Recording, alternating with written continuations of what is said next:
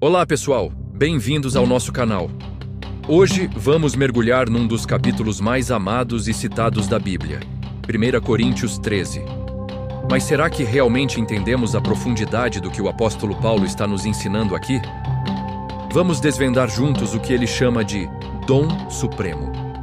Para começar, vamos olhar para os primeiros 3 versículos. Paulo faz uma série de afirmações impactantes.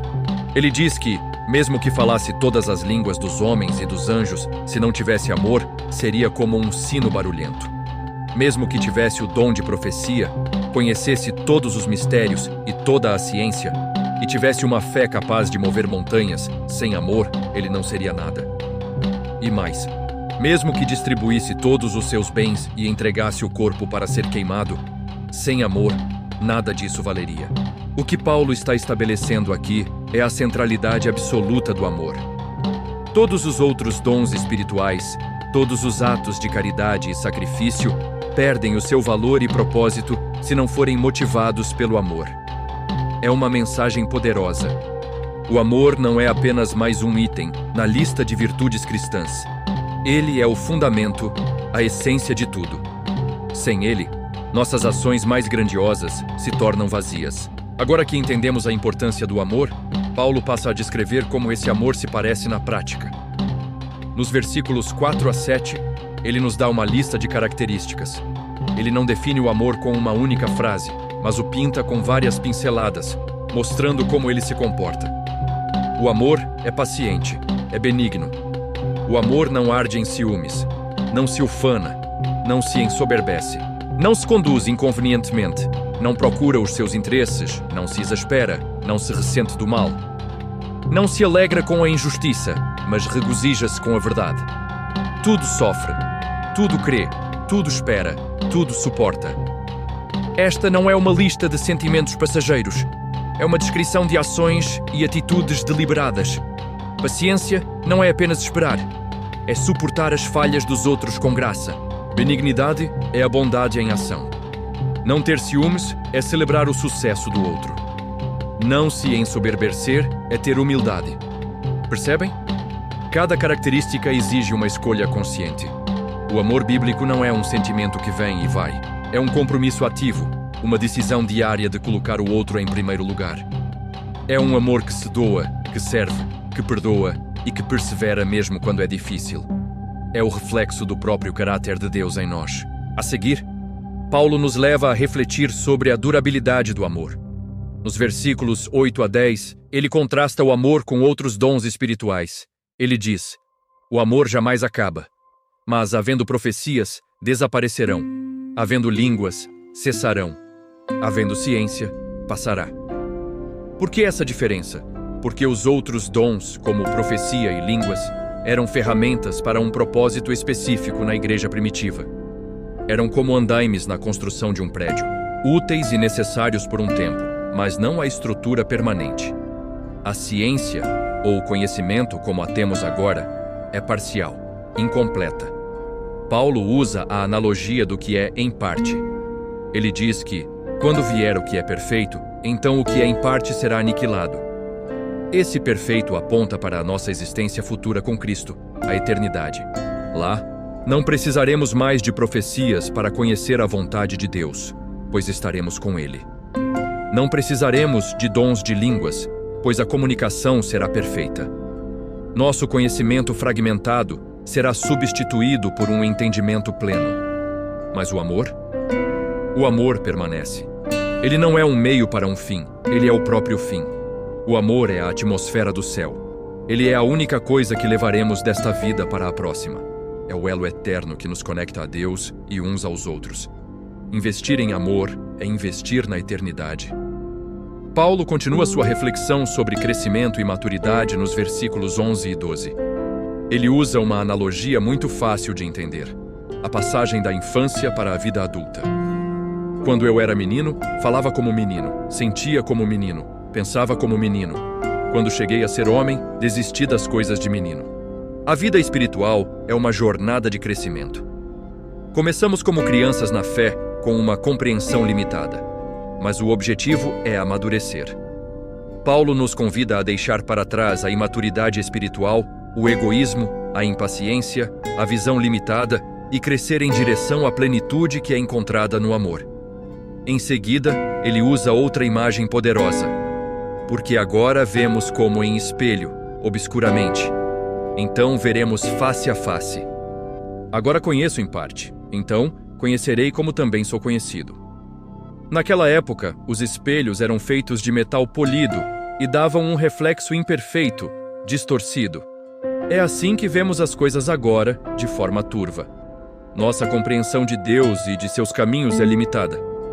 Mas um dia, na eternidade, veremos face a face. Teremos uma clareza perfeita, um conhecimento íntimo e completo, assim como Deus nos conhece plenamente. Essa jornada da obscuridade para a clareza, da imaturidade para a maturidade, é impulsionada e aperfeiçoada pelo amor. Crescer em amor é crescer em direção a essa visão clara de Deus.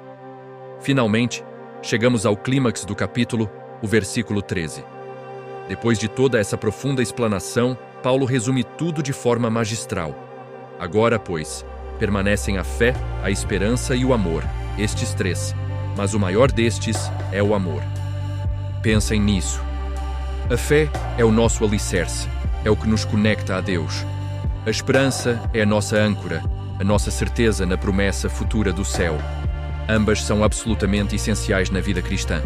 Sem fé, é impossível agradar a Deus. Sem esperança, desfalecemos nas tribulações. Elas são as duas pernas que nos sustentam na caminhada. Mas por que o amor é o maior? Porque um dia, a fé se transformará em vista. Não precisaremos mais crer no que não vemos, pois veremos Deus face a face. A esperança se cumprirá. Não precisaremos mais esperar pelo céu, pois estaremos lá. Mas o amor? O amor continuará para sempre. A fé e a esperança nos levam até o destino, mas o amor é a vida nesse destino. O amor é a linguagem, a cultura, a própria essência do céu. É por isso que ele é o maior. É o objetivo final para o qual a fé e a esperança nos apontam. Então, ao olharmos para 1 Coríntios 13, vemos que não é apenas um poema bonito para casamentos. É um chamado radical a uma vida centrada no amor. Um amor que não é apenas um sentimento, mas uma ação. Um amor que é eterno e que nos faz crescer. Um amor que é o maior de todos os dons e o objetivo final da nossa fé. Que possamos não apenas admirar estas palavras, mas vivê-las todos os dias, refletindo o amor de Deus para o mundo. Vamos olhar os versículos de 1 a 3. O apóstolo Paulo começa com uma declaração poderosa. Ele diz que mesmo que falássemos as línguas dos homens e dos anjos, se não tivermos amor, seríamos como um sino que ressoa ou um prato que retine. Imagine só, ter o dom de falar todas as línguas, até as celestiais, mas sem amor. Tudo isso seria apenas barulho, um som vazio e sem propósito.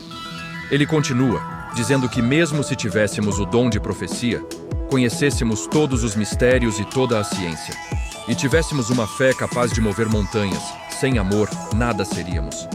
Pense no poder disso, mover montanhas com a fé, mas até essa fé extraordinária se torna insignificante se não for acompanhada pelo amor. E mais. Paulo diz que se distribuirmos todos os nossos bens aos pobres e até entregarmos nosso corpo para ser queimado, mas não tivermos amor, de nada adiantaria. Isso nos mostra que nossas ações, por mais nobres e sacrificiais que pareçam, perdem todo o seu valor se a motivação não for o amor genuíno. O amor é o que dá sentido, propósito e valor a tudo o que fazemos. Sem ele, até os maiores dons e os maiores sacrifícios são vazios. É a centralidade do amor que Paulo quer estabelecer desde o início. Agora que entendemos a importância fundamental do amor, vamos ver como ele se manifesta na prática. Nos versículos 4 a 7, Paulo nos dá uma lista detalhada das características do amor. Ele não descreve o amor como um sentimento passageiro, mas como uma série de ações e atitudes concretas. Vamos analisar cada uma delas. Primeiro, o amor é paciente, o amor é bondoso. A paciência aqui significa suportar as falhas e fraquezas dos outros sem perder a calma. É ter longanimidade. E a bondade é a disposição ativa para fazer o bem, para ser gentil e prestativo. O amor não espera passivamente, ele age com gentileza. Depois, Paulo nos diz o que o amor não é. Não inveja, não se vangloria, não se orgulha. O amor não fica ressentido com o sucesso dos outros. Pelo contrário, ele se alegra com a felicidade alheia. Ele não busca se exibir, nem se coloca em um pedestal. O amor é humilde. Ele não precisa de aplausos para se sentir valorizado. Continuando. Não maltrata, não procura seus interesses, não se ira facilmente, não guarda rancor. O amor não é rude ou grosseiro nas palavras e atitudes. Ele pensa no bem-estar do outro antes do seu próprio. Não é egoísta. Ele também tem controle sobre a raiva, não explode por qualquer motivo. E talvez uma das características mais difíceis, ele não guarda uma lista de ofensas. O amor perdoa e libera. Ele não vive remoendo o passado. Finalmente, Paulo conclui essa descrição poderosa dizendo: o amor não se alegra com a injustiça, mas se alegra com a verdade. Tudo sofre, tudo crê, tudo espera, tudo suporta. O amor se posiciona ao lado do que é certo e verdadeiro. Ele não compactua com o erro. E essa última frase é incrível. O amor tem uma capacidade imensa de resistir. Ele suporta as dificuldades, ele crê no melhor das pessoas, ele espera com otimismo e persevera através de todas as tempestades. Esse é o amor em ação, um amor prático, que se demonstra no nosso dia a dia. Agora vamos para a terceira parte, a permanência do amor. Nos versículos 8 a 10, Paulo nos revela uma verdade consoladora. O amor nunca perece. Ele diz: o amor jamais acaba, mas havendo profecias, serão aniquiladas. Havendo línguas, cessarão. Havendo ciência, passará. Todos os outros dons espirituais, por mais importantes que sejam, são temporários. Eles têm um propósito para um tempo específico, para a nossa jornada aqui na Terra. As profecias, o falar em línguas, o conhecimento, tudo isso é para a edificação da igreja nesta era. Mas o amor é diferente. O amor é eterno. Ele transcende o tempo e o espaço. Paulo explica que nosso conhecimento e nossa profecia são em parte. Ou seja, são incompletos, como olhar para um quebra-cabeça e ver apenas algumas peças. Nós não temos a imagem completa ainda. Mas ele nos dá uma promessa. Quando vier o que é perfeito, o que é em parte será aniquilado. Esse perfeito se refere à volta de Cristo, à plenitude da eternidade com Deus.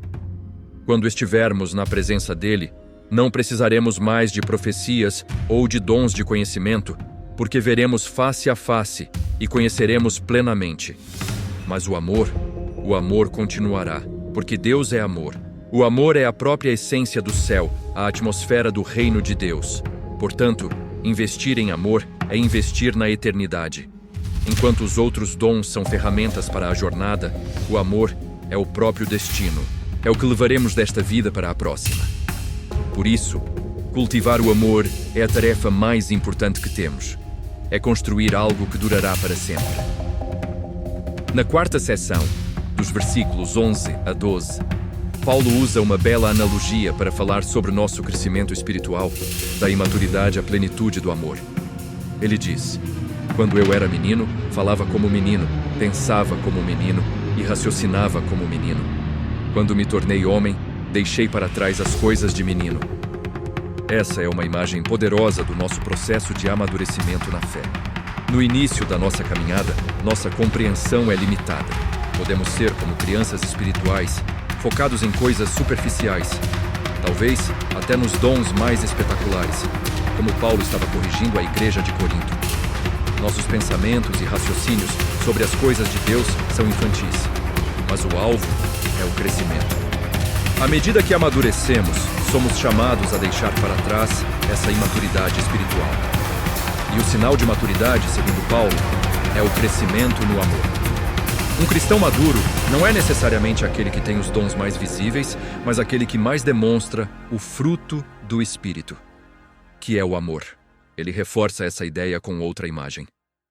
Agora, pois, vemos por espelho em enigma, mas então veremos face a face.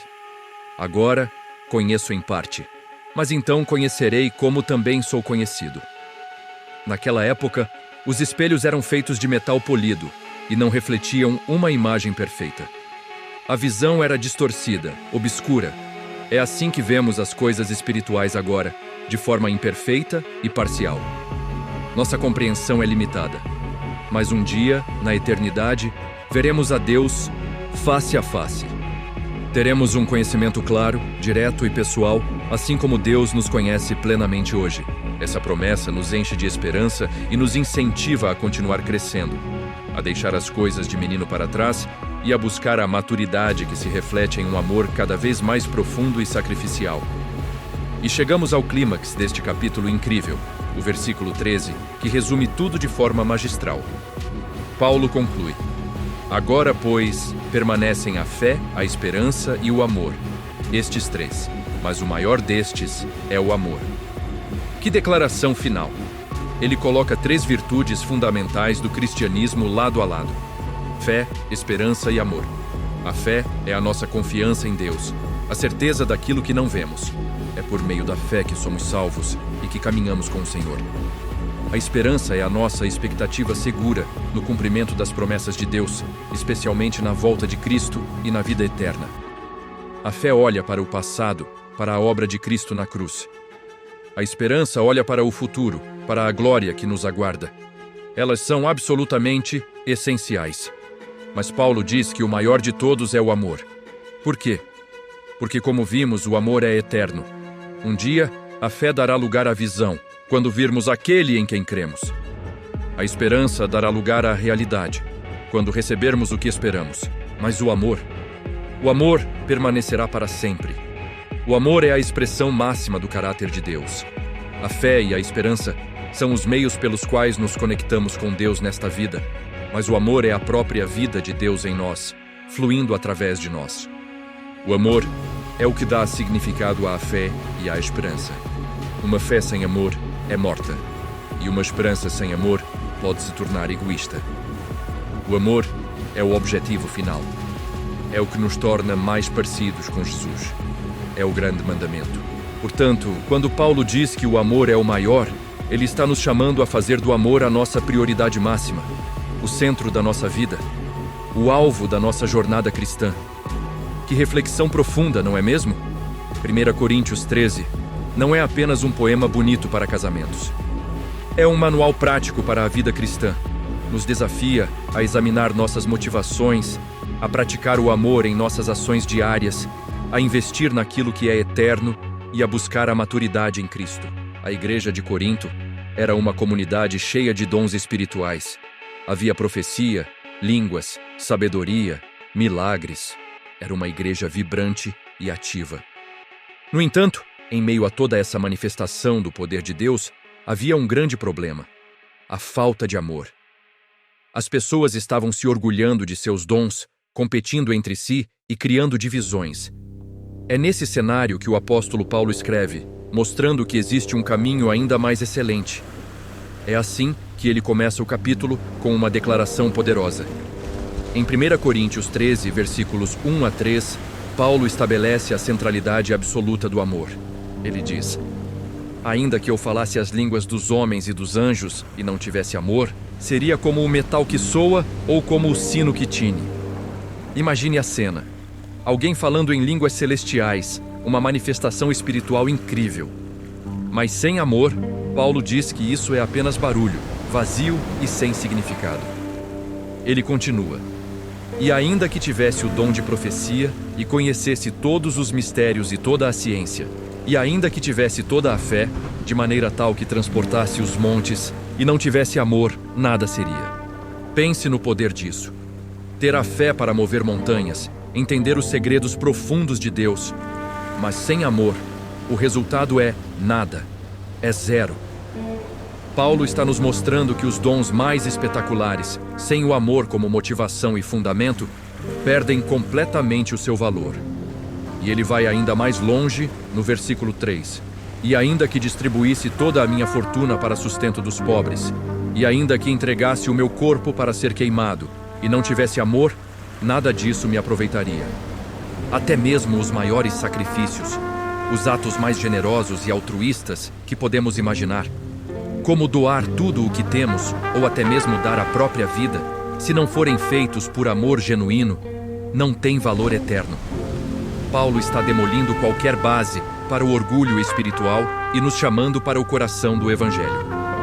A mensagem é clara. O amor não é apenas um sentimento bom, é a essência da vida cristã. Tudo o que fazemos, falamos e somos deve fluir a partir dele. Sem amor, nossas ações, por mais impressionantes que pareçam, são apenas uma performance vazia. Agora que entendemos a importância fundamental do amor, Paulo passa a descrevê-lo em ação. Nos versículos 4 a 7, ele não nos dá uma definição abstrata, mas pinta um retrato vivo de como o amor se parece no dia a dia. É como se ele estivesse nos dando uma lista prática para checar nossas próprias atitudes. Ele começa no versículo 4. O amor é sofredor, é benigno. O amor não é invejoso. A primeira característica é a paciência, a longanimidade. Amar é suportar as falhas dos outros, ser paciente com suas fraquezas. Assim como Deus é paciente conosco e é benigno, ou seja, é bondoso, age ativamente para o bem do outro. O amor não fica apenas parado, suportando. Ele age com gentileza. E o amor não tem inveja. Ele se alegra com o sucesso dos outros, não se sente diminuído pelas bênçãos que os outros recebem. Ele não cobiça os dons, as posses ou as posições de ninguém. Paulo continua. O amor não trata com leviandade, não se ensoberbece. Em outras palavras, o amor não é arrogante ou orgulhoso. Ele não se exibe, não busca se autopromover. Quem ama de verdade não se sente superior aos outros, mas se coloca em uma posição de humildade e serviço. O orgulho diz, olhe para mim, enquanto o amor diz, deixe-me servir você. No versículo 5, lemos, não se porta com indecência, não busca os seus interesses, não se irrita, não suspeita mal. O amor tem boas maneiras, é respeitoso, não é rude. Ele não coloca suas próprias vontades e interesses em primeiro lugar, mas procura o bem do próximo. Pense em como isso é contrário à nossa natureza. Nossa tendência é sempre buscar o que é melhor para nós. O amor nos chama para um caminho diferente. E mais, o amor não se irrita facilmente, não tem um pavio curto. Ele não guarda um registro dos erros dos outros, não fica remoendo mágoas ou suspeitando das intenções alheias. Ele escolhe acreditar no melhor. Nos versículos 6 e 7, Paulo conclui essa descrição. Não folga com a injustiça, mas folga com a verdade. Tudo sofre, tudo crê, tudo espera, tudo suporta. O amor se entristece com o mal e a injustiça, mas se alegra quando a verdade prevalece. E aqui vem um resumo poderoso. O amor protege, confia, tem esperança e persevera sempre. Tudo sofre pode ser traduzido como tudo protege ou tudo cobre. O amor lança um manto de proteção sobre o outro. Tudo crê não significa ser ingênuo, mas escolher confiar, dar o benefício da dúvida. Tudo espera significa que o amor é otimista, nunca desiste das pessoas. E tudo suporta significa que ele persevera através das dificuldades, não importa o quão difícil seja. Essa é a imagem do amor em ação, um amor prático, sacrificial e constante. Depois de descrever o que o amor é e como ele age, Paulo nos leva a uma nova dimensão, a eternidade. Nos versículos 8 a 10, ele contrasta a permanência do amor com a natureza temporária dos dons espirituais. Ele declara no início do versículo 8, o amor nunca falha. Que promessa incrível! O amor é eterno, infalível, ele nunca acaba. Então, ele continua, mas havendo profecias, serão aniquiladas, havendo línguas, cessarão, havendo ciência, desaparecerá. Todos aqueles dons que a igreja de Corinto tanto valorizava, a profecia, as línguas, o conhecimento, são temporários. Eles têm um propósito para o tempo presente, para a edificação da igreja nesta era. Mas chegará um dia em que eles não serão mais necessários. Por que eles cessarão? Paulo explica nos versículos 9 e 10. Porque em parte conhecemos e em parte profetizamos. Mas quando vier o que é perfeito, então o que é em parte será aniquilado. Nossa compreensão de Deus e de seus caminhos aqui na Terra é limitada, é parcial. É como olhar através de um vidro embaçado. Os dons espirituais são como pequenas janelas que nos dão vislumbres da realidade divina, mas eles não nos mostram o quadro completo. Eles são ferramentas para a nossa jornada atual. Mas um dia, o que é perfeito virá. Essa perfeição se refere à volta de Cristo, à plenitude do reino de Deus, quando estaremos face a face com o Senhor. Nesse dia, o parcial dará lugar ao total. Não precisaremos mais de profecias para conhecer a vontade de Deus, porque estaremos com Ele. Não precisaremos mais de vislumbres da verdade, porque conheceremos a verdade em sua plenitude. Os dons são como as boias de um navio que está sendo construído. São úteis durante a construção, mas quando o navio estiver pronto e navegando no oceano, as boias não serão mais necessárias. O amor, no entanto, não é um dom temporário. O amor é a própria essência de Deus. O céu não será um lugar onde o amor começa, mas onde o amor é aperfeiçoado e vivido em sua forma mais pura. Por isso o amor é superior. Ele pertence à eternidade. Essa ideia de transição do parcial para o perfeito leva Paulo a usar uma bela analogia sobre o crescimento, a passagem da infância para a vida adulta. Nos versículos 11 e 12, ele nos convida a amadurecer no amor. No versículo 11 ele diz: "Quando eu era menino, falava como menino, sentia como menino, discorria como menino. Mas, logo que cheguei a ser homem, acabei com as coisas de menino." A vida cristã é um processo de crescimento. A rivalidade, a inveja e o orgulho por causa dos dons espirituais, que eram problemas em Corinto, são atitudes infantis. Paulo está chamando a igreja para a maturidade. Amadurecer na fé significa deixar para trás o egocentrismo e abraçar a mentalidade do amor, que busca servir e edificar os outros. Crescer é trocar o eu pelo nós. Ele aprofunda essa analogia no versículo 12. "Porque agora vemos por espelho em enigma, mas então veremos face a face. Agora conheço em parte, mas então conhecerei como também sou conhecido." Naquela época, os espelhos eram feitos de metal polido e davam um reflexo imperfeito, distorcido. É assim que vemos as coisas espirituais agora, de forma obscura, incompleta. Nosso conhecimento é parcial, mas um dia, na eternidade, veremos face a face. A imagem embaçada dará lugar a uma visão clara e direta de Deus.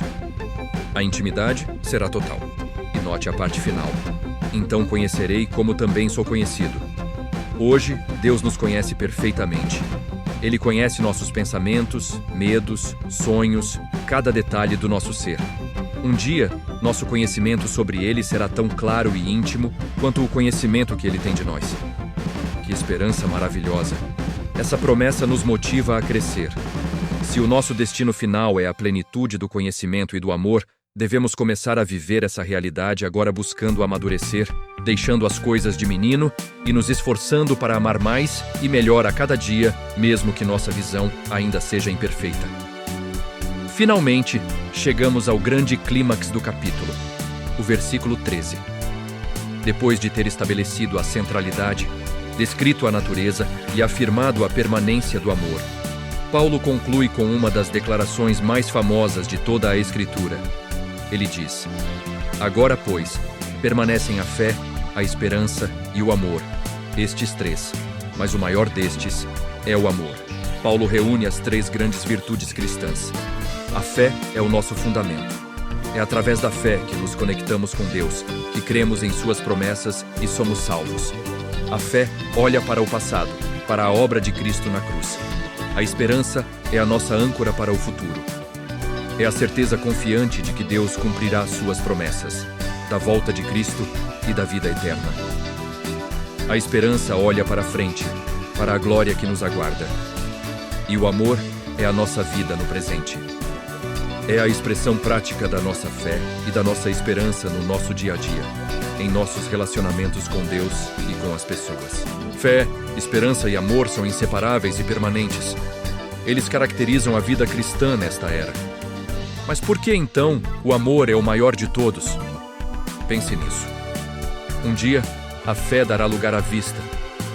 Não precisaremos mais crer no que não vemos, pois veremos Deus face a face. A esperança será cumprida. Não precisaremos mais esperar pela glória, pois estaremos vivendo nela. Mas o amor?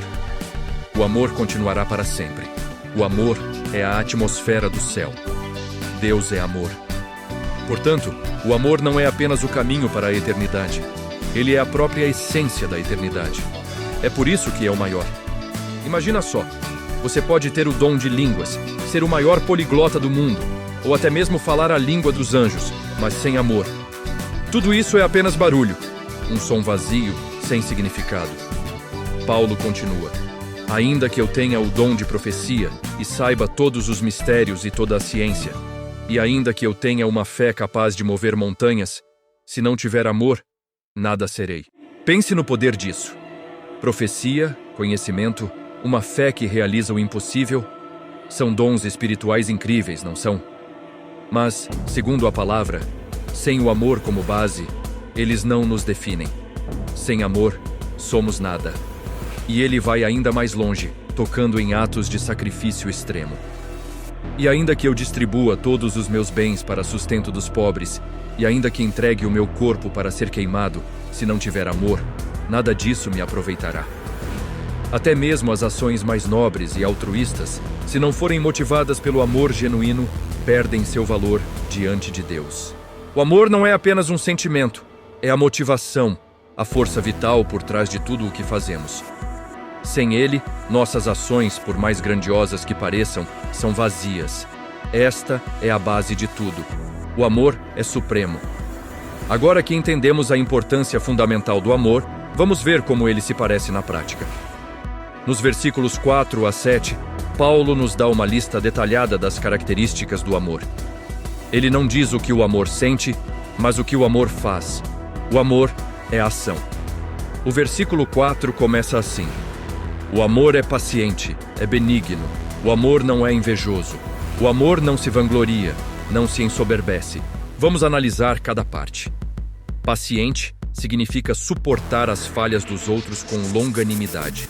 Benigno é ser bom, gentil, proativo em ajudar. O amor não tem inveja do sucesso alheio, pelo contrário, ele se alegra. Ele não busca os holofotes para si mesmo, não se vangloria e não é arrogante ou orgulhoso. O amor é humilde por natureza. Continuando no versículo 5. Não se porta com indecência, não busca os seus próprios interesses, não se irrita, não suspeita mal. Ou seja, o amor é respeitoso, não é rude. Ele não é egoísta, colocando as necessidades dos outros antes das suas. Ele não se inflama com raiva facilmente, não perde o controle e, muito importante, não guarda rancor nem fica remoendo ofensas passadas. Ele não mantém um registro dos erros dos outros. Nos versículos 6 e 7, Paulo conclui a descrição. Não se alegra com a injustiça, mas se alegra com a verdade. Tudo sofre, tudo crê, tudo espera, tudo suporta. O amor se posiciona ao lado da justiça e da verdade. E aqui vem a força do amor. Ele tudo sofre, ou seja, protege, cobre as falhas. Ele tudo crê, sempre dá um voto de confiança, acreditando no melhor das pessoas. Ele tudo espera, mantendo a esperança viva, mesmo nas situações mais difíceis. E ele tudo suporta, persevera, não desiste nunca. Esse é o retrato do amor em ação. É um padrão altíssimo, um alvo para o qual devemos mirar todos os dias com a ajuda de Deus. Depois de descrever o que o amor é e o que ele faz, Paulo nos leva a refletir sobre a sua durabilidade. Nos versículos 8 a 10, ele fala sobre a eternidade do dom supremo. O versículo 8 é categórico. O amor jamais acaba. Que promessa maravilhosa! Em um mundo onde tudo é tão passageiro, onde relacionamentos começam e terminam, o amor verdadeiro, o amor ágape, é permanente. Paulo então contrasta o amor com outros dons espirituais. Mas havendo profecias, serão aniquiladas. Havendo línguas, cessarão. Havendo ciência, desaparecerá. Profecias, línguas, conhecimento. Todos esses dons são importantes e foram dados por Deus para a edificação da igreja. Mas eles são temporários. Eles têm um propósito para o tempo presente, para a nossa jornada aqui na Terra. Eles são como ferramentas úteis para uma construção, mas não são a construção em si. E por que eles são temporários? O versículo 9 explica: porque em parte conhecemos e em parte profetizamos. Nosso conhecimento e nossa compreensão das coisas de Deus são limitados, incompletos. É como olhar através de um vidro embaçado. Vemos fragmentos, não a imagem completa. Os dons nos ajudam a navegar nesta realidade parcial. Mas o versículo 10 nos dá uma esperança gloriosa. Mas quando vier o que é perfeito, então o que é em parte será aniquilado. O perfeito aqui se refere à vinda de Cristo, à eternidade, ao momento em que estaremos face a face com Deus. Nesse dia, não precisaremos mais de profecias ou de um conhecimento parcial, porque conheceremos plenamente. As ferramentas temporárias serão guardadas, pois a obra estará completa. E o que permanecerá? O amor. O amor é a única coisa que levaremos desta vida para a eternidade. Ele é a essência do próprio Deus e, portanto, é eterno como Ele. Essa transição do parcial para o perfeito é também uma jornada de crescimento pessoal, de maturidade espiritual. É sobre isso que Paulo fala nos versículos 11 e 12, usando uma analogia muito bonita sobre crescer. No versículo 11, ele diz: quando eu era menino, falava como menino, sentia como menino, discorria como menino, mas logo que cheguei a ser homem, acabei com as coisas de menino. Essa é uma imagem poderosa do nosso desenvolvimento espiritual. Quando somos novos na fé, nossa compreensão é infantil. Nossas prioridades podem ser as coisas mais visíveis, os dons mais espetaculares. Mas à medida que crescemos no amor, amadurecemos. Deixamos para trás a imaturidade, o egoísmo, a busca por destaque, as coisas de menino e abraçamos uma perspectiva mais madura, centrada no amor que serve, que edifica, que permanece. O versículo 12 aprofunda essa ideia. Porque agora vemos por espelho, em enigma, mas então veremos face a face. Agora conheço em parte, mas então conhecerei como também sou conhecido. O espelho na antiguidade não era perfeito como os de hoje. A imagem era distorcida, obscura. Assim é a nossa visão espiritual agora. Vemos de forma imperfeita, enigmática, mas um dia, na plenitude, veremos a Deus face a face. A clareza será total. E a parte final é linda. Conhecerei como também sou conhecido. Hoje, Deus nos conhece por completo, em cada detalhe, com um amor incondicional.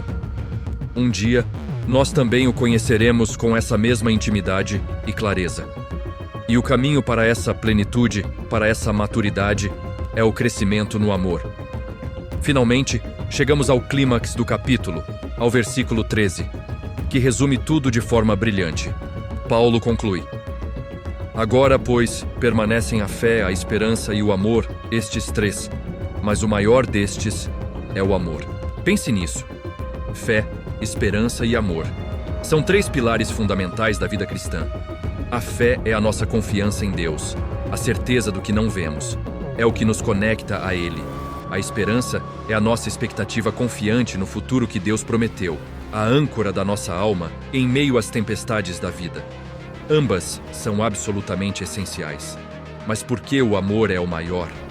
A fé se tornará visão quando estivermos na presença de Deus. Não precisaremos mais crer sem ver, porque o veremos. A esperança se cumprirá.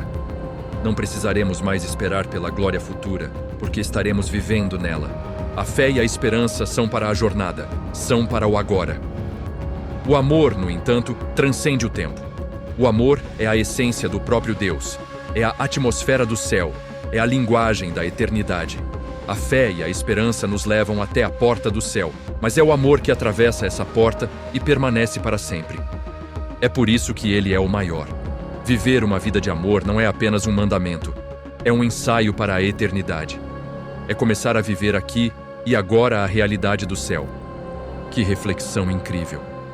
1 Coríntios 13 nos chama para reavaliar nossas prioridades. Mais do que dons, talentos ou sacrifícios, o que realmente importa é o amor. É ele que dá valor a tudo, que nos faz crescer e que nos conecta com a eternidade.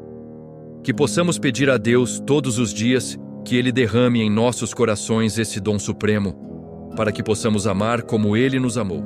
Paulo diz assim: ainda que eu falasse as línguas dos homens e dos anjos e não tivesse amor, seria como o metal que soa ou como o sino que tine.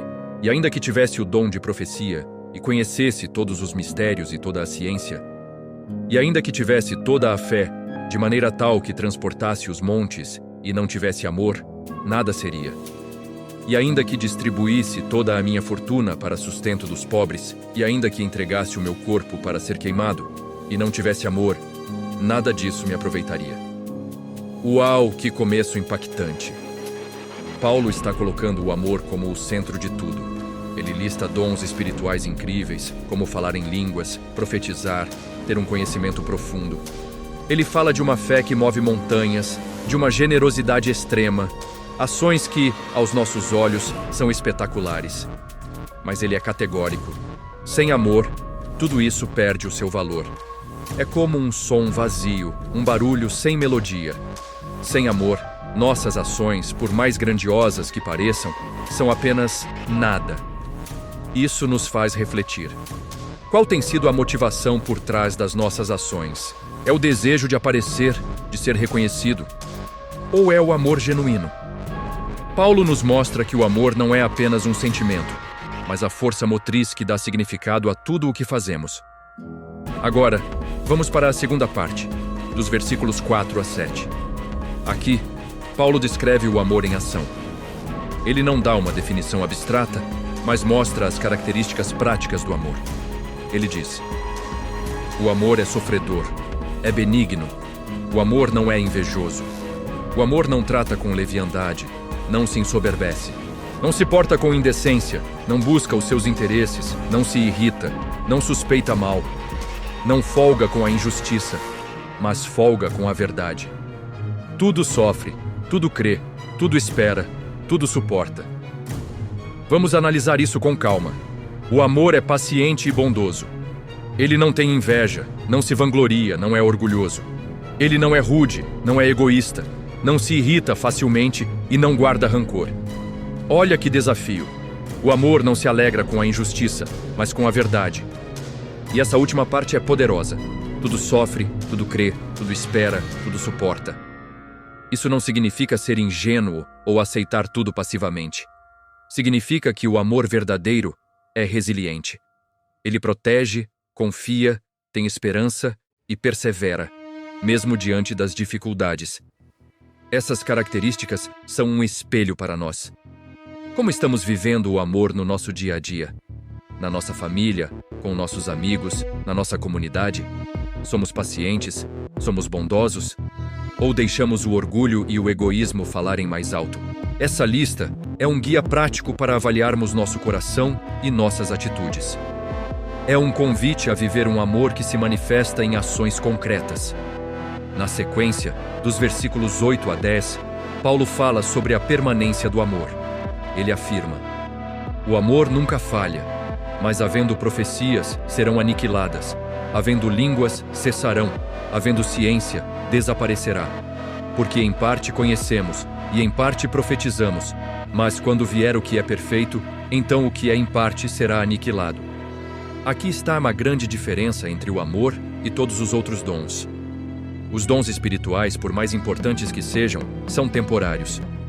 Eles foram dados para um tempo específico, para a edificação da igreja aqui na Terra. O nosso conhecimento é limitado, em parte. Nossas profecias são parciais, mas o amor é eterno. Ele nunca acaba. Paulo está nos dando uma perspectiva da eternidade. Um dia, quando estivermos na presença de Deus, quando o perfeito chegar, não precisaremos mais de profecias ou de ciência, pois conheceremos plenamente. Mas o amor continuará. O amor é a essência do próprio Deus, e é isso que permanecerá para sempre. Isso muda tudo, não é? Se o amor é a única coisa que levaremos para a eternidade, onde deveríamos investir nosso tempo e nossa energia? Paulo nos encoraja a focar naquilo que dura, naquilo que tem valor eterno, o amor. A seguir, nos versículos 11 e 12, Paulo usa uma analogia muito interessante sobre o crescimento. Ele diz: quando eu era menino, falava como menino, sentia como menino, discorria como menino, mas, logo que cheguei a ser homem, acabei com as coisas de menino. Porque agora vemos por espelho em enigma, mas então veremos face a face. Agora conheço em parte, mas então conhecerei como também sou conhecido. Ele compara nossa vida espiritual atual com a infância. Como crianças, nossa compreensão é limitada, nossa visão é imatura. Hoje vemos a realidade espiritual como um reflexo distorcido num espelho antigo, de forma obscura e confusa. Não temos a imagem completa. Nosso conhecimento é parcial. Mas Paulo nos dá uma promessa maravilhosa. Um dia, cresceremos. Chegaremos à plenitude. Veremos face a face. Teremos um conhecimento claro e completo, assim como Deus nos conhece plenamente hoje. Essa passagem é um chamado ao amadurecimento. É um convite para deixar para trás as coisas de menino, o egoísmo, a briga por status, a imaturidade espiritual, e crescer em direção à plenitude que encontramos no amor. Crescer no amor é o caminho para a maturidade cristã. É sair da visão embaçada para a clareza do encontro com Deus. E, finalmente, chegamos ao grande clímax do capítulo, o versículo 13. É o resumo de tudo o que Paulo vem construindo. Ele conclui: agora, pois, permanecem a fé, a esperança e o amor, estes três, mas o maior destes é o amor. Que declaração poderosa! A fé é fundamental, é o que nos conecta a Deus. A esperança é a nossa âncora, a certeza do futuro que nos aguarda. As duas são virtudes essenciais na caminhada cristã. Mas Paulo eleva o amor a um patamar superior. Por quê? Porque a fé um dia se transformará em visão, a esperança um dia se cumprirá. Quando estivermos face a face com Deus, não precisaremos mais de fé no que não vemos, nem de esperança pelo que virá, pois já teremos alcançado. Mas o amor? O amor permanecerá. O amor é a linguagem do céu. É a própria natureza de Deus. Ele é a base da fé e o combustível da esperança. Viver em fé e esperança nos leva a amar mais. E é o amor que dá sentido à nossa fé e à nossa esperança.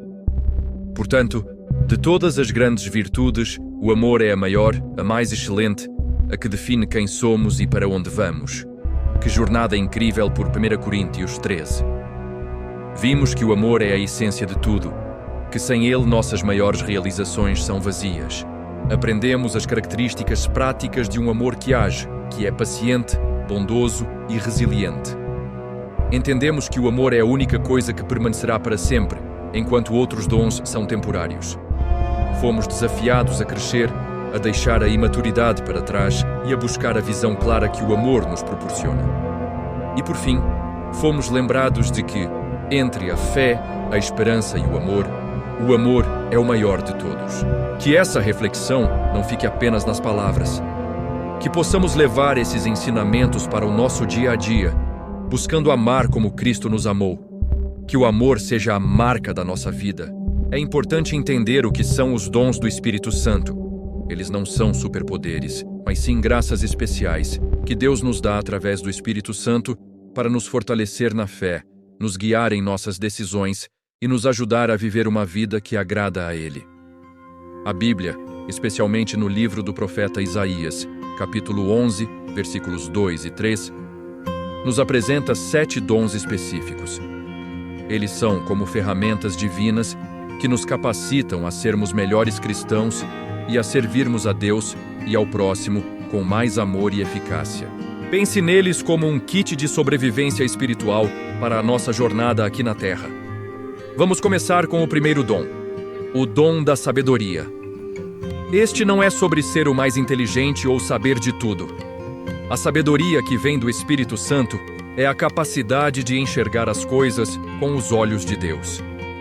É entender o plano divino por trás dos acontecimentos da vida, tanto nos momentos de alegria quanto nos de dificuldade. Com o dom da sabedoria, aprendemos a dar o devido valor às coisas do céu, colocando Deus em primeiro lugar e relativizando os problemas e as preocupações do dia a dia. É um dom que nos dá paz e uma perspectiva eterna sobre a nossa existência. Em seguida, temos o dom do entendimento, também chamado de inteligência. Este dom não se refere à inteligência acadêmica, mas à capacidade de compreender profundamente as verdades da nossa fé. Sabe quando você lê uma passagem da Bíblia e, de repente, ela faz um sentido novo e profundo para você? Ou quando você ouve uma pregação e sente que aquelas palavras foram ditas diretamente para o seu coração? Isso é o dom do entendimento em ação. Ele ilumina a nossa mente para que possamos penetrar nos mistérios de Deus e entender a sua vontade para nós. O terceiro dom é o dom do conselho. Este é um dom extremamente prático para a nossa vida cotidiana. O dom do conselho nos guia em nossas decisões, nos mostrando o caminho certo a seguir. Ele age como uma bússola interior, nos ajudando a discernir entre o bem e o mal, o certo e o errado, em situações concretas. Sabe aquela intuição, aquela voz suave no seu interior que te diz vá por aqui, ou tenha cuidado com isso? Muitas vezes é o Espírito Santo nos aconselhando. Esse dom também nos capacita a dar bons conselhos para as pessoas que nos procuram, ajudando-as a encontrar a luz em seus próprios caminhos. Agora, vamos falar sobre o dom da fortaleza. A vida é cheia de desafios, obstáculos e momentos em que pensamos em desistir. O dom da fortaleza é a força que vem de Deus para perseverarmos na fé, mesmo diante das maiores dificuldades. Não é uma força física, mas uma coragem espiritual. É a força que nos faz levantar depois de uma queda, que nos dá paciência nas provações e que nos mantém firmes em nossos valores, mesmo quando o mundo nos pressiona a agir de outra forma. É a força dos mártires, mas também a força que precisamos para enfrentar as lutas diárias com esperança e confiança em Deus. O quinto dom é o dom da ciência, ou do conhecimento. Este dom nos ajuda a reconhecer a presença de Deus em toda a criação. É a capacidade de olhar para a natureza, para as pessoas, para a ciência e para a história, e ver a mão do Criador em tudo. Com o dom da ciência, entendemos que o mundo material é um reflexo da beleza e da bondade de Deus. Ele nos ensina a usar as coisas criadas com gratidão e responsabilidade, reconhecendo que tudo vem de Deus e deve nos levar de volta a Ele. Não é um conhecimento que infla o ego, mas um conhecimento que nos leva à humildade e à adoração. Chegamos ao sexto dom, o dom da piedade. O dom da piedade nos dá um relacionamento filial com Deus. É o dom que nos faz sentir verdadeiramente filhos amados de Deus Pai. Ele gera em nosso coração um amor terno e confiante por Deus, e um desejo sincero de agradá-lo em tudo. Essa relação de amor com Deus transborda para o nosso relacionamento com o próximo. A piedade nos move a tratar os outros com a mesma misericórdia e compaixão com que Deus nos trata, vendo em cada pessoa um irmão ou uma irmã. Por fim, o sétimo e último dom, o temor de Deus. Essa expressão pode soar um pouco estranha. Não se trata de ter medo de Deus como se ele fosse um tirano. Pelo contrário, o santo temor de Deus é um profundo respeito e reverência por sua majestade e santidade. É o medo de ofender a quem tanto amamos. Sabe quando você ama muito alguém e tem medo de fazer qualquer coisa que possa magoar ou decepcionar essa pessoa? É exatamente esse o sentimento. É um dom que nos afasta do pecado, não por medo do castigo, mas por amor a Deus e por um desejo profundo de não quebrar nossa amizade com Ele. O temor de Deus é, como diz a Bíblia, o princípio da sabedoria. E claro, através da prática do amor ao próximo, colocando os dons a serviço dos outros. Pense nos dons como sementes plantadas em seu coração.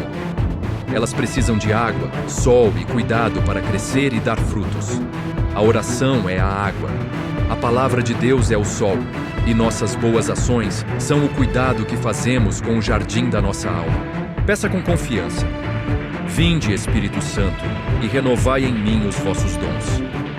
Peça o dom da sabedoria para entender os planos de Deus, o do entendimento para amar sua palavra, o do conselho para tomar boas decisões, o da fortaleza para superar as lutas, o da ciência para ver Deus em tudo, o da piedade para amá-lo como Pai e o do temor de Deus para nunca se afastar do seu amor. Esses dons não são para nos tornarmos pessoas perfeitas da noite para o dia, mas para nos ajudar em nosso processo de santificação, em nossa caminhada diária em direção ao céu. Eles transformam nossa maneira de pensar, de sentir e de agir, nos tornando cada vez mais parecidos com Jesus. Eles nos capacitam a viver nossa vocação no mundo, seja na família, no trabalho ou na comunidade, como verdadeiras testemunhas do amor de Deus. Espero que esta explicação tenha ajudado você a compreender melhor a riqueza que são os dons do Espírito Santo. Eles são um presente maravilhoso de Deus para cada um de nós, um sinal do seu amor infinito e do seu desejo de estar sempre conosco, nos guiando e fortalecendo. O que exatamente são os dons do Espírito Santo? Pense neles como superpoderes espirituais que Deus nos dá, não para nosso próprio benefício, mas para nos ajudar a viver uma vida mais próxima dele e para servir aos outros. Eles são graças especiais, capacitações divinas que aperfeiçoam nossas virtudes e nos tornam mais sensíveis e dóceis à vontade de Deus. A principal referência bíblica para os 7 dons está no livro do profeta Isaías, capítulo 11, versículos 2 e 3, que descreve o Espírito do Senhor repousando sobre o Messias, o dom da sabedoria. Este não é sobre ser o mais inteligente ou ter o maior QI. A sabedoria, como dom do Espírito Santo, é a capacidade de ver as coisas como Deus as vê. É olhar para as pessoas, para as situações da vida e para o mundo com os olhos de Deus. Esse dom nos dá um gosto pelas coisas divinas. Em vez de nos apegarmos apenas às coisas materiais e passageiras, a sabedoria nos ajuda a valorizar o que é eterno. É o que nos faz dizer: agora eu entendo o propósito maior por trás disso. Esse dom nos ajuda a discernir o que é realmente importante na vida e a tomar decisões que nos aproximam de Deus. O segundo dom é o do entendimento, ou inteligência. Ele não substitui o estudo, mas o ilumina. Sabe quando você lê uma passagem da Bíblia pela 10ª vez e, de repente, ela faz um sentido completamente novo e profundo? Isso é o dom do entendimento em ação. Ele nos ajuda a compreender as verdades da nossa fé, a penetrar no significado profundo das Escrituras e dos mistérios de Deus. Não se trata apenas de conhecer a doutrina, mas de compreendê-la com o coração, de forma que ela transforme nossa maneira de pensar e de viver. O dom do entendimento abre nossa mente para a luz da verdade divina. Agora vamos falar do dom do conselho. Este é um dom extremamente prático para o nosso dia a dia. Quantas vezes nos encontramos diante de uma decisão difícil, sem saber que caminho tomar? O dom do conselho é como um GPS espiritual. Ele ilumina nossa consciência para que possamos escolher o certo, o que agrada a Deus, mesmo nas situações mais complicadas. Ele nos ajuda a discernir a vontade de Deus em nossa vida pessoal e também nos capacita a dar bons conselhos para os outros, não baseados em nossa própria opinião, mas na sabedoria que vem do alto. É a voz suave do Espírito nos guiando em cada passo. O quarto dom é o da fortaleza.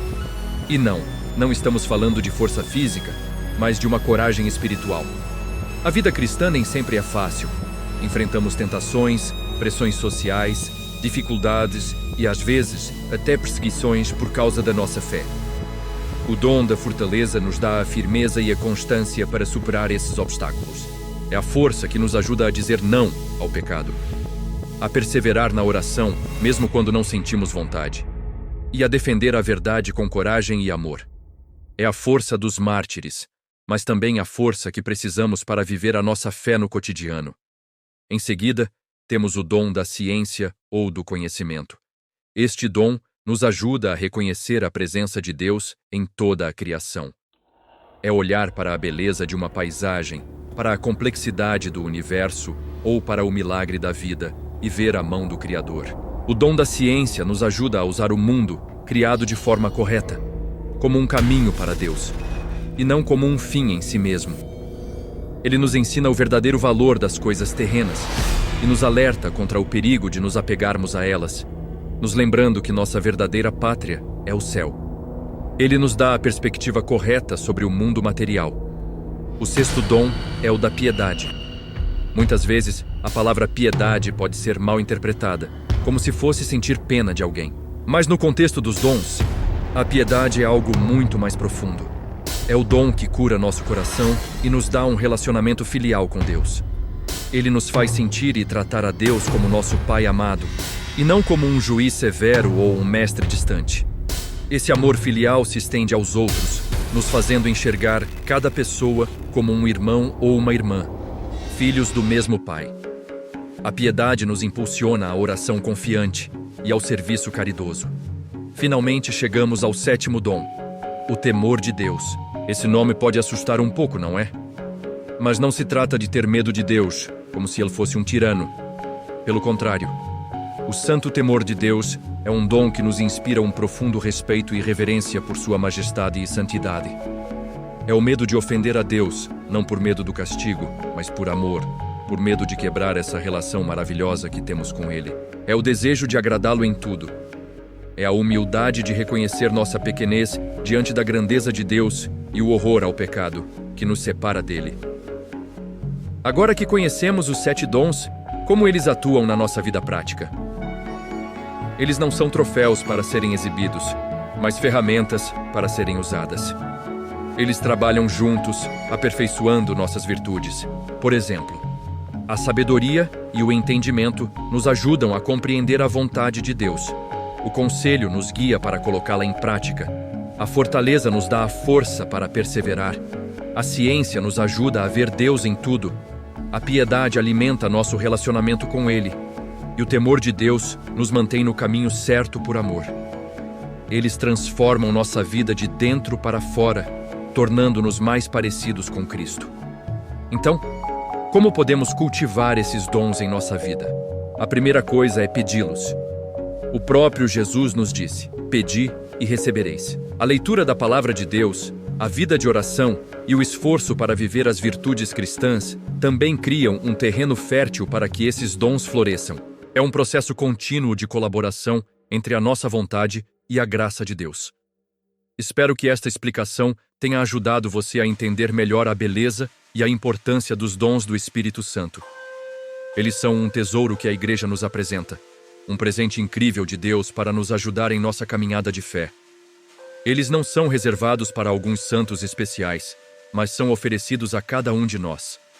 A questão é: estamos dispostos a recebê-los e a deixá-los atuar em nossa vida? É importante entender o que são esses dons. Eles não são superpoderes ou talentos que nascemos sabendo. São presentes especiais, graças divinas que o Espírito Santo nos concede para nos ajudar em nossa jornada de fé e para servir aos outros. A Bíblia, principalmente no livro de Isaías, capítulo 11, nos apresenta 7 dons específicos. Pense neles como um kit de ferramentas espirituais que Deus nos dá. Cada ferramenta tem um propósito único para construir uma vida mais plena e conectada com Ele. Vamos começar pelo dom da sabedoria. Este não é sobre ser o mais inteligente da sala ou ter um QI alto. A sabedoria aqui é divina. É a capacidade de enxergar o mundo e as situações da vida com os olhos de Deus.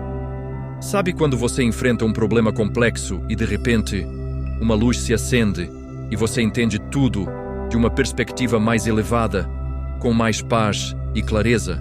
Isso é o dom da sabedoria em ação. Ele nos ajuda a dar o devido valor às coisas, a priorizar o que é eterno em vez do que é passageiro.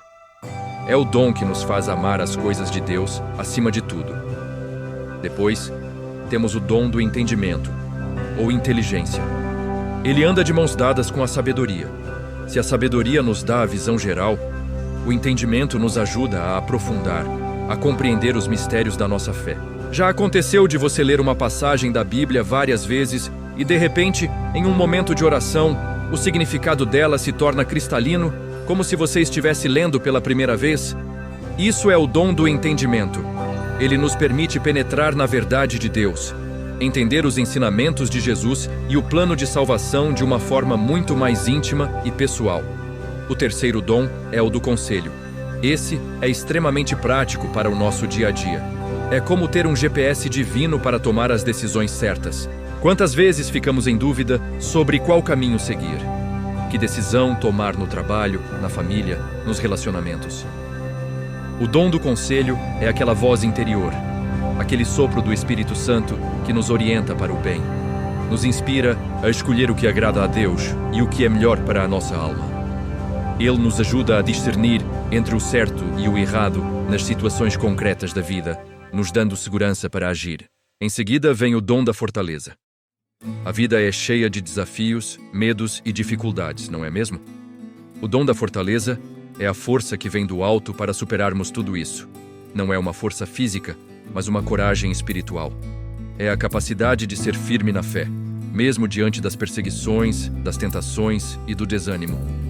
É a força que nos faz perseverar, que nos levanta quando caímos e nos dá a ousadia para testemunhar nossa fé sem medo. Pense nos mártires, nos santos, na coragem que eles tiveram. Essa força vinha do Espírito Santo. O quinto dom é o da ciência, ou conhecimento. Este dom nos ajuda a reconhecer a presença de Deus em tudo o que foi criado. É olhar para a natureza, para a complexidade do universo, para a beleza de uma flor ou para o sorriso de uma criança e ver ali a mão do Criador. O dom da ciência nos ajuda a entender o nosso lugar no mundo e a nos relacionar com a criação de maneira justa e respeitosa. Ele nos mostra que tudo, desde a menor partícula até a maior galáxia, fala do amor e da glória de Deus. Depois, temos o dom da piedade. Esse nome pode soar um pouco antigo, mas seu significado é lindo. Piedade aqui significa ter um relacionamento filial com Deus, um relacionamento de filho para pai. É o dom que coloca em nosso coração um amor terno e profundo por Deus.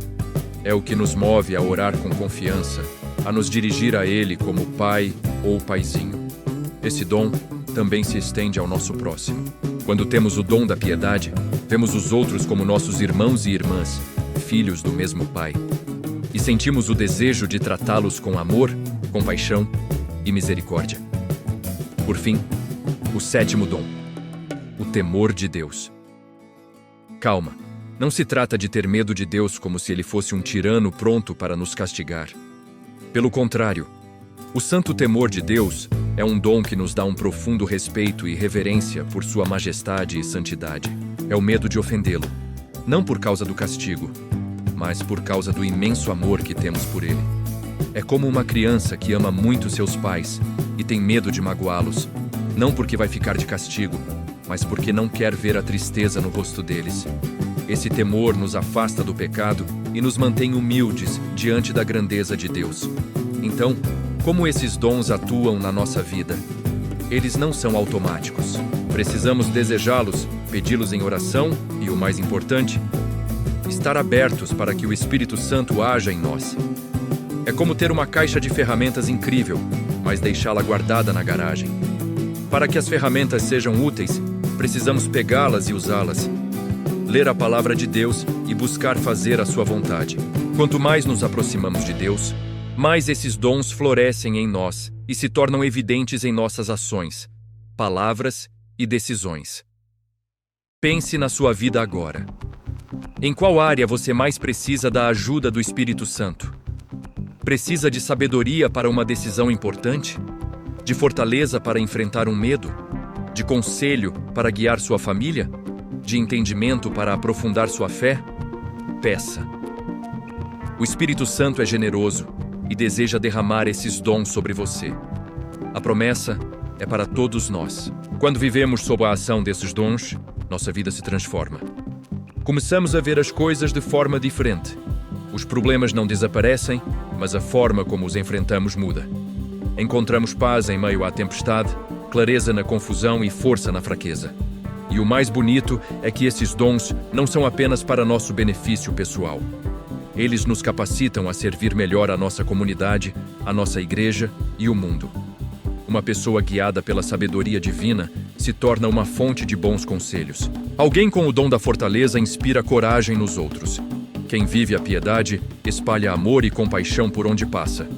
Portanto, o convite hoje é para você buscar uma relação mais íntima com o Espírito Santo. Converse com ele. Peça que ele acenda em seu coração o desejo por seus dons. peça que Ele o molde e o transforme. Lembre-se, esses 7 dons são um tesouro inestimável que a Igreja nos ensina e que está ao alcance de todos que o buscam de coração sincero. Eles são a prova do amor infinito de Deus, que não nos deixa sozinhos em nossa caminhada, mas nos equipa com tudo o que precisamos para viver uma vida santa e feliz. É importante entender o que são os dons do Espírito Santo. Eles não são superpoderes ou talentos que desenvolvemos sozinhos. São, na verdade, graças especiais, presentes divinos que Deus nos concede através do Espírito Santo para nos ajudar a viver uma vida cristã mais plena, para nos santificar e para servir aos outros. A principal referência bíblica para esses dons está no livro do profeta Isaías, no capítulo 11, versículos 2 e 3, que descreve o Espírito do Senhor repousando sobre o Messias. Vamos começar com o dom da sabedoria. Este não é apenas o conhecimento intelectual ou a erudição. A sabedoria, como dom do Espírito Santo, é a capacidade de ver as coisas como Deus as vê. É ter um olhar divino sobre a vida, as pessoas e as situações.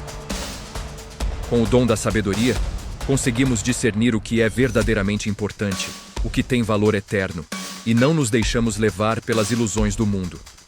É o dom que nos faz saborear as coisas de Deus, que nos dá um gosto pelo céu aqui na terra. Pense naqueles momentos em que você sentiu uma paz profunda ao tomar uma decisão, uma certeza interior de que estava no caminho certo, mesmo que o mundo dissesse o contrário. Isso é um vislumbre do dom da sabedoria em ação. Ele nos ajuda a ordenar toda a nossa vida em função de Deus, nosso fim último. O segundo dom é o entendimento, também conhecido como inteligência. Este dom nos permite aprofundar a nossa compreensão das verdades da fé. Sabe quando você lê uma passagem da Bíblia pela 10ª vez e, de repente, ela ganha um novo significado? Uma nova luz? É uma luz interior que dissipa as dúvidas e nos dá certeza na fé. Ele nos ajuda a ver a mão de Deus agindo em nossa história e na história do mundo. Seguindo em frente, temos o dom do conselho. Que dom precioso nos dias de hoje! O dom do conselho é a luz do Espírito Santo que nos guia nas nossas decisões diárias, grandes ou pequenas. Ele nos ajuda a discernir o que é certo e o que é errado, o que agrada a Deus e o que nos afasta dele. É como ter um GPS divino nos orientando em meio às encruzilhadas da vida. O dom do conselho não age apenas em nós, mas também nos capacita a ajudar os outros com uma palavra certa, um conselho prudente, inspirado por Deus. Quantas vezes um amigo precisou de uma orientação e, sem saber bem como, você encontrou as palavras certas para confortá-lo e guiá-lo? Isso é o Espírito Santo agindo através do dom do conselho. Ele nos torna instrumentos de paz e de direção para nossos irmãos. O quarto dom é a fortaleza. E não se trata de força física, mas de uma força interior, uma coragem que vem do alto. O dom da fortaleza nos dá a capacidade de superar as dificuldades, de resistir às tentações, de perseverar no caminho do bem, mesmo quando tudo parece difícil. É a força para testemunhar a nossa fé sem medo, para defender os valores do Evangelho em um mundo que muitas vezes os rejeita. Pense nos mártires que deram a vida por Cristo, ou nas pessoas que enfrentam doenças graves, perdas e sofrimentos com uma fé inabalável. Essa é a manifestação do dom da fortaleza. Ele nos sustenta nos momentos de fraqueza e nos faz perseverar até o fim. É a garantia de que, com Deus, somos mais fortes do que qualquer adversidade. Agora, vamos falar do dom da ciência, ou do conhecimento. Este dom é fascinante. Ele nos ajuda a reconhecer a presença de Deus em toda a criação.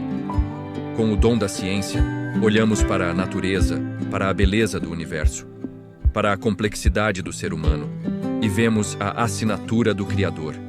Tudo nos fala de Deus. Este dom também nos ajuda a usar as coisas criadas de forma correta, com gratidão e respeito, sem nos apegarmos a elas como se fossem o nosso fim último. Ele nos dá a perspectiva correta sobre o mundo material, mostrando que tudo é um dom de Deus e deve nos levar a Ele. A ciência humana pode explicar o como das coisas, Mas o dom da ciência nos revela o porquê, o sentido último de tudo, que é a glória de Deus. O sexto dom é o da piedade. A piedade, como dom do Espírito Santo, é muito mais do que apenas cumprir rituais religiosos.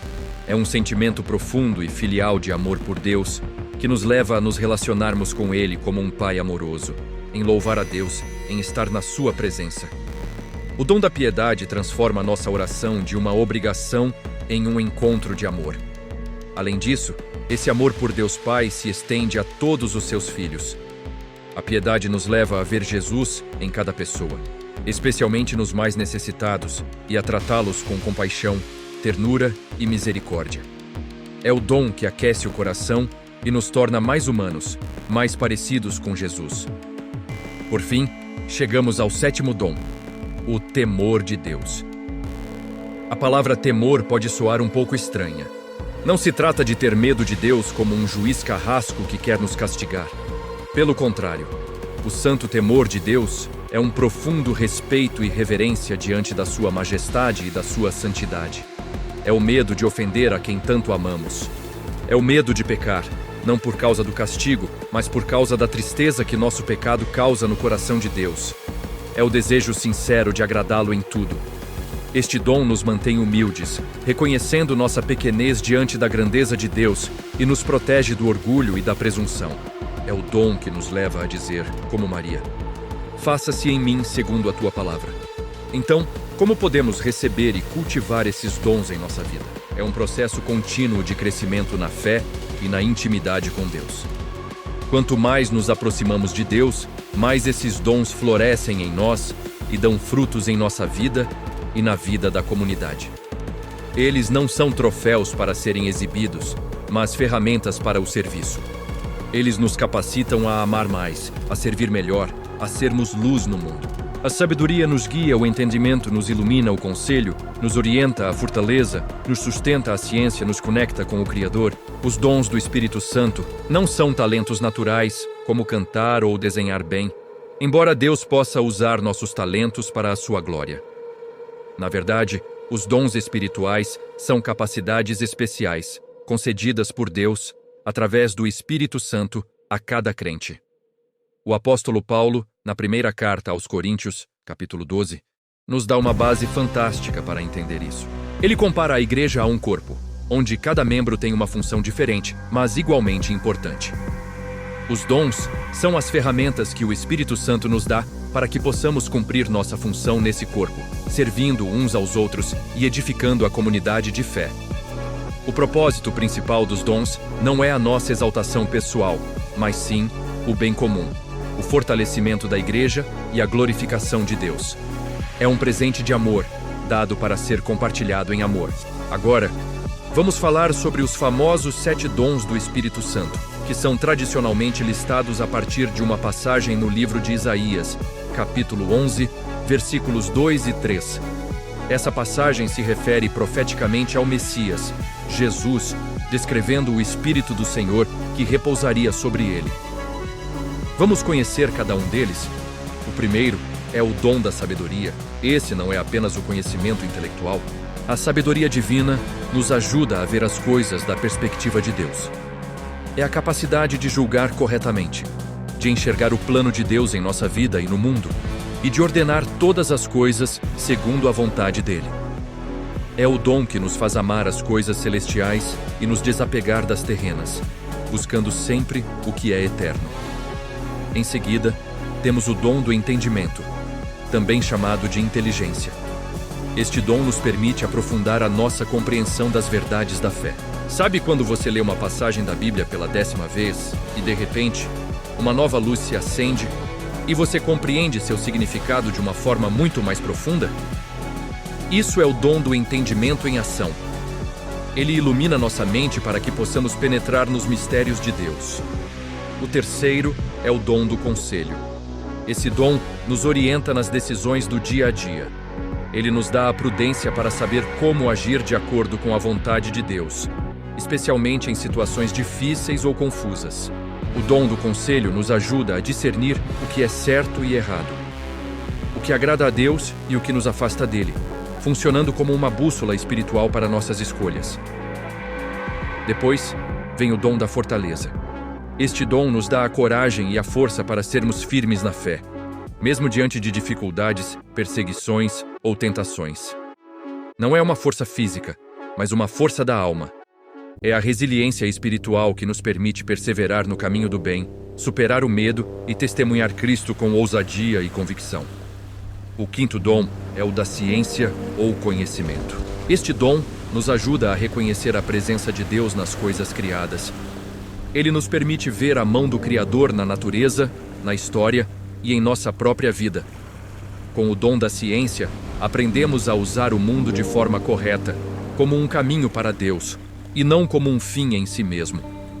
Ele nos dá a perspectiva correta sobre o valor das criaturas em relação ao Criador. O sexto é o dom da piedade. A piedade aqui não significa ter pena de alguém. É um dom que cura nosso coração e nos dá um relacionamento filial e amoroso com Deus. Ele nos faz sentir a alegria de sermos filhos de Deus, nos levando a nos dirigir a Ele com a confiança e o carinho de uma criança para com seu pai. Esse dom também se estende ao nosso próximo, fazendo-nos ver a imagem de Deus em cada pessoa. Por fim, o sétimo dom, o temor de Deus. Esse é um dos dons mais mal compreendidos. Não se trata de ter medo de Deus como se ele fosse um tirano pronto para nos castigar. Pelo contrário, o santo temor de Deus é um profundo respeito e reverência por sua majestade e santidade. É o medo de ofender a Deus, não por causa do castigo, mas por causa do imenso amor que temos por Ele. É o desejo de não querer quebrar essa relação de amor, de não entristecer o coração de Deus. Esses 7 dons trabalham juntos, nos moldando e nos tornando mais parecidos com Cristo. Eles são como velas em um barco, que captam o sopro do Espírito Santo e nos impulsionam na jornada da vida cristã. Mas espere, a lista de dons não para por aí. Além dos 7 dons mencionados em Isaías, o Novo Testamento, especialmente nas cartas de Paulo, apresenta outras listas de dons espirituais, também conhecidos como dons carismáticos ou dons de serviço. Em Romanos 12, 1 Coríntios 12 e Efésios 4, Paulo descreve uma variedade incrível de dons que o Espírito distribui para a edificação da igreja. Vamos olhar para alguns deles. Em 1 Coríntios 12, Paulo menciona dons como a palavra da sabedoria, a palavra do conhecimento, a fé, os dons de curar, a operação de milagres, a profecia, o discernimento de espíritos, a variedade de línguas e a interpretação de línguas. Uau, que lista poderosa! O dom da profecia, por exemplo, não é apenas prever o futuro. É principalmente falar em nome de Deus, trazendo uma mensagem de encorajamento, exortação ou consolação para a comunidade. O dom de curar manifesta o poder de Deus para restaurar a saúde física, emocional e espiritual das pessoas. O dom de línguas é uma forma de oração ou louvor em uma linguagem que a pessoa não conhece. E o dom de interpretação o traduz para que todos possam ser edificados. Já o discernimento de espíritos nos ajuda a identificar a origem de uma manifestação espiritual, se ela vem de Deus, do espírito humano ou de uma fonte maligna. Em Romanos 12, a lista continua com dons mais práticos, digamos assim. Dons como o serviço, o ensino, a exortação, o de contribuir, o de liderar e o de exercer misericórdia. Veja como esses dons são essenciais para o dia a dia da comunidade. Precisamos de pessoas com o dom de ensinar, para nos instruir na palavra, de pessoas com o dom de liderar, para organizar e guiar, e de pessoas com o dom de misericórdia, para cuidar dos que sofrem com alegria e compaixão. Cada um de nós, como cristãos, recebeu pelo menos um dom espiritual. Você já parou para pensar qual poderia ser o seu? A Bíblia nos incentiva a desejar ardentemente os dons espirituais, especialmente o de profetizar, porque ele edifica diretamente a igreja. Como descobrir e desenvolver os seus dons? O primeiro passo é a oração. Peça ao Espírito Santo que revele a você os dons que ele lhe concedeu e que lhe dê oportunidades para usá-los. Segundo, envolva-se na sua comunidade de fé. É servindo aos outros que muitas vezes descobrimos nossas paixões e habilidades espirituais. Experimente diferentes áreas de serviço na sua igreja. Você se sente energizado ao ensinar crianças? Talvez você tenha o dom de ensino. Você se sente movido a ajudar os necessitados? Pode ser o dom de misericórdia ou serviço. Preste atenção no que traz alegria ao seu coração e no que produz frutos para o reino de Deus. Terceiro, peça a opinião de irmãos mais maduros na fé. Muitas vezes, outras pessoas conseguem ver em nós dons que nós mesmos não percebemos. Peça um feedback honesto e esteja aberto a ouvir. Lembre-se, os dons são para servir. A humildade é a chave. Não buscamos os dons para o nosso próprio status, mas para abençoar a vida de outras pessoas. É importante também entender que todos os dons devem ser exercidos em amor. Paulo dedica o capítulo 13 inteiro de 1 Coríntios para falar sobre isso. Ele diz que mesmo que tenhamos os dons mais espetaculares, como falar em línguas de anjos ou ter uma fé que move montanhas, sem amor, nada disso tem valor. O amor é o caminho mais excelente. Ele é o contexto, o motor e o objetivo de todos os dons espirituais. Um dom usado sem amor pode causar divisão e orgulho, mas quando guiado pelo amor, ele constrói, une e glorifica a Deus.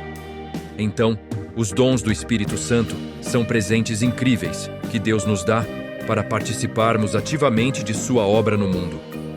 Desde a sabedoria para ver com os olhos de Deus, até o dom de servir limpando o chão da igreja, cada dom é uma expressão do amor e do poder do Espírito Santo agindo em nós e através de nós.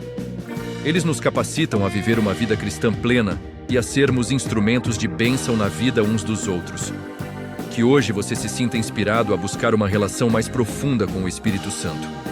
Peça a Ele que derrame seus dons sobre você, que os ative e que lhe mostre como usá-los para a glória de Deus e para o bem da sua igreja. Não tenha medo de pedir. Jesus nos disse: Pois se vós, sendo maus, sabeis dar boas dádivas aos vossos filhos, quanto mais dará o Pai Celestial, o Espírito Santo, àqueles que lhe pedirem. Espero que este vídeo tenha esclarecido suas dúvidas e inspirado seu coração. Os dons do Espírito são um tesouro que está à nossa disposição. Vamos buscá-los, cultivá-los e, acima de tudo, usá-los com muito amor. Muito obrigado por ter assistido até aqui. Se você gostou deste conteúdo e quer aprender mais sobre a vida espiritual, não se esqueça de deixar o seu like, se inscrever no canal e ativar o sininho para não perder os próximos vídeos. Deixe aqui nos comentários qual desses dons você mais gostaria de ter ou qual você acha que já tem. Vamos conversar sobre isso. Fiquem com Deus e até a próxima.